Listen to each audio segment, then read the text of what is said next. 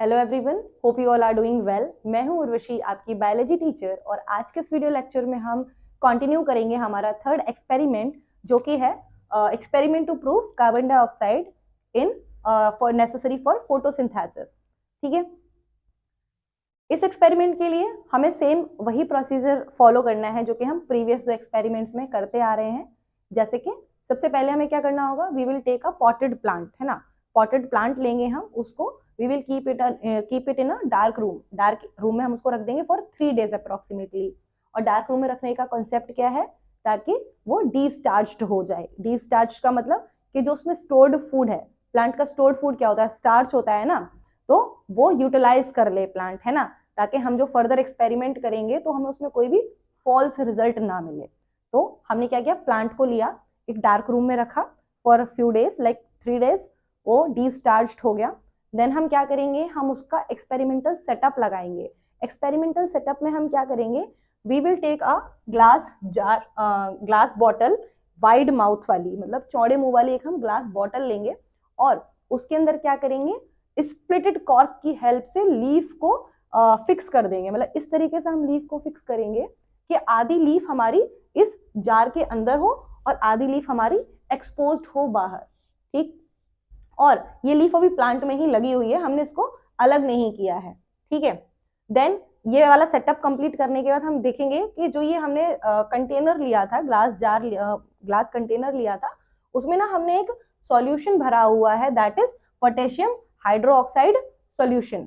ठीक है, potassium hydroxide solution यहाँ पर क्या करता है, जो यहाँ पर एयर प्रेजेंट है, इसके अंदर कुछ ना कुछ अमाउंट ऑफ एयर प्रेजेंट होगी ना, उस एयर में से क्या करता है, सारी की सारी कार्बन डाइऑक्साइड अब्सॉर्ब कर लेता है। पोटेशियम हाइड्रोक्साइड सॉल्यूशन को रखने का इसमें क्या रीजन है, टू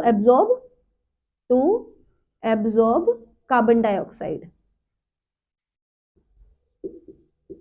क्योंकि हमारा एक्सपेरिमेंट ही क्या है, that we have to study whether that carbon dioxide is necessary for photosynthesis, है ना। तो हमने क्या किया, इस रीजन में से कार्बन डाइऑक्साइड को ही एलिमिनेट कर दिया, हटा दिया कंप्लीटली। अब यहाँ पर कार्बन डाइऑक्साइड नहीं प्रेजेंट है।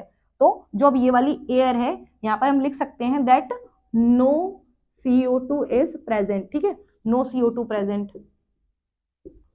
ठीक है, बट जो सेकेंड हाफ था लीफ का हमारी, वो क्योंकि एयर में है, एटमॉस्फेयर में है, ठीक है, तो यहाँ पर sufficient amount of CO2 is present for this। ठीक है, sufficient amount of carbon dioxide is present इस वाले हाफ लीफ पोर्शन के लिए। तो ये सेटअप कंप्लीट करने के बाद फिर हम इसको कुछ दिनों के लिए ऐसा ही छोड़ देंगे, लाइट में, सनलाइट में एक्सपोज करेंगे, और फॉर 2 days अप्रोक्सीमेटली हम इसको ऐसा ही छोड़ देंगे सेटअप को। उसके बाद फिर हम क्या करेंगे, जो हमारी एक्सपेरिमेंटल लीफ है जिस पर हमने पूरा हमारा सेटअप लगाया हुआ था, इस लीफ को तोड़ेंगे। ठीक है, वही सेम प्रोसेस, क्या करना है, हमें इसको बॉइलिंग वाटर में ऐड करना है। मतलब जो लीफ हमने ली, इसको हम क्या करेंगे, बॉइलिंग वाटर में डिप करेंगे फॉर फ्यू मिनट्स। क्यों कर रहे हैं ऐसा, ताकि लीफ कैसी हो जाए, सॉफ्ट हो जाए, है ना, उसकी जो सेल्स है उसमें थोड़ा सा सेल्युलर स्पेस हो जाए आराम से। उसके बाद फिर फर्दर नेक्स्ट स्टेप क्या होगी कि हम फिर वाटर से उस लीफ को निकालेंगे और एल्कोहल में डिप कराएंगे। बीकर के अंदर एक बीकर के अंदर एल्कोहल लेंगे, उसमें डिप कराएंगे और उसको कुछ मिनट्स के लिए बॉईल कर देंगे। ठीक है, लीफ को बॉईल करने का मोटिव क्या होगा, इसको डीकलराइज कर देना। अच्छा, डीकलराइज करना क्यों एसेंशियल हो जाता है, अभी तक हम दोनों एक्सपेरिमेंट्स में ये चीज देखते आ रहे हैं कि हम बार बार उसको डीकलराइज कर रहे हैं। ठीक है, डीकलराइज करना एसेंशियल इसलिए हो जाता है ताकि जब हम आयोडीन सोल्यूशन ऐड करें तो उसमें क्लोरोफिल इंटरफेयर ना करे, मतलब कोई हिंड्रेंस ना मतलब प्रोवाइड करे, मतलब कि रुकावट पैदा ना करे। ठीक है ना, क्योंकि अगर ग्रीन कलर होगा तो फिर उसमें ब्लू ब्लैक कलर डिटेक्ट करना थोड़ा मुश्किल हो जाता है ना। तो इस वजह से हमने उसको डीकलराइज कर दिया। अब कोई कलर है ही नहीं, तो जो भी हम फर्दर कलर उसमें ऐड करेंगे वो हमें रिजल्टेंट इजीली विजिबल होगा। तो इसीलिए फिर हमने इसको लीफ को डीकलराइज किया है। डीकलराइज करने के बाद वही फिर नेक्स्ट स्टेप है हमारी कि हमें इसमें आयोडीन सोल्यूशन ऐड करने हैं, कुछ ड्रॉप्स। उसके बाद फिर हम लीफ को वॉश करेंगे।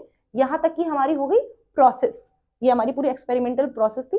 उसके बाद हम ऑब्जर्वेशन में क्या देखते हैं कि ये वाली जो लीफ थी, इसमें जो पोर्शन एक्सपोज्ड था, यहाँ पर आप देखो कि जो इसमें कार्बन डाइऑक्साइड जितने एरिया में मिल रही थी आसानी से लीफ को, वो तो हो जाएगा कलर चेंज, वहां पर होगा it will turn blue black in colour. But जो रीजन यहाँ पर कंटेनर के अंदर था उसमें कोई आपको कलर चेंज देखने को नहीं मिलेगा, ठीक है। ये हमारी है ऑब्जर्वेशन। अब इसका जो रिजल्ट प्रेडिक्ट करेंगे हम, रिजल्ट क्या हो गया, अब तो आसानी से आप बता ही सकते हो, है ना, हम प्रीवियसली ऑलरेडी देखते आ रहे हैं कि ब्लू ब्लैक कलर अगर यहाँ पर देखने को मिल रहा है, इसका मतलब इस रीजन में फोटोसिंथेसिस हुई थी। बट यहाँ पर ब्लू ब्लैक कलर देखने को नहीं मिला, तो यहाँ पर फोटोसिंथेसिस नहीं हुई है। फोटोसिंथेसिस क्यों नहीं हो पाई? क्योंकि फोटोसिंथेसिस के लिए जो एसेंशियल एलिमेंट्स थे, जो रिक्वायरमेंट्स थी, हमने शुरू में पढ़ी हुई है पिछले वीडियो में, जो कि उनमें से एक रिक्वायरमेंट थी हमारी कार्बन डाइऑक्साइड, वो क्या हो गई है, हमने उसको हटा दिया था कंप्लीटली। तो क्योंकि एक कंपोनेंट नहीं था तो वहां फोटोसिंथेसिस हुई नहीं, फोटोसिंथेसिस नहीं हुई तो स्टार्च का फॉर्मेशन नहीं हुआ, स्टार्च का फॉर्मेशन नहीं हुआ उस रीजन में। इस वजह से क्या हुआ कि आयोडीन सोल्यूशन ऐड करने पे हमें क्या हुआ, ब्लैक और ब्लू कलर नहीं मिला, ठीक है। So this is all about this experiment. तो हमने यहाँ तक कॉन्टिन्यूसली 3 एक्सपेरिमेंट्स कंप्लीट किए हैं। पहला हमने किया था experiment that will prove sunlight is necessary for photosynthesis. दूसरा था experiment that prove chlorophyll is necessary for photosynthesis. और ये हमारा थर्ड एक्सपेरिमेंट था जो कि है carbon dioxide is necessary for photosynthesis. I hope यहाँ तक के तीनों एक्सपेरिमेंट्स आपको समझ में आए होंगे, ठीक है। और अगर आपने पीछे प्रीवियस वीडियोस अभी तक नहीं देखे देन प्लीज एक बार जाकर के देख लीजिए सारे वीडियोस। ज्यादा टाइम के नहीं है, वो बहुत ही शॉर्ट वीडियोस हैं, आपको इजीली कंप्लीट आप उनको कर सकते हैं। उससे आपका बेनिफिट क्या होगा कि आपको जो भी पिछला कॉन्सेप्ट है वो क्लियर हो जाएगा और अपकमिंग लेक्चर्स आपको इजीली समझ में आने लगेंगे, है ना। Okay, so please if you like the video then like this, if you are able to understand the video easily then like this video and subscribe to our YouTube channel and also press the bell icon ताकि अगली notifications आपको easily मिलते रहें। Till then, thank you so much and have a nice day.